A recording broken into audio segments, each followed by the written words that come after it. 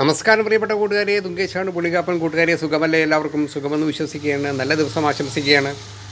കുറച്ച് ദിവസമായി വീഡിയോയൊക്കെ ചെയ്തിട്ട് സുഖമില്ലാതെയൊക്കെ ഇരിക്കുകയായിരുന്നു. അപ്പോൾ ഇന്നതേ കച്ചവടത്തിനൊന്ന് പോയിട്ട് വന്നതാണ്. ഇന്ന് നല്ല തെളിവൊക്കെ ഉണ്ട്, നല്ല ആകാശം നല്ല തെളിവാണ്. അപ്പോൾ പ്രിയപ്പെട്ട കൂട്ടുകാരെ, ഒരിക്കൽ കൂടി സുഖമെന്ന് വിശ്വസിക്കുകയാണ് എല്ലാവർക്കും.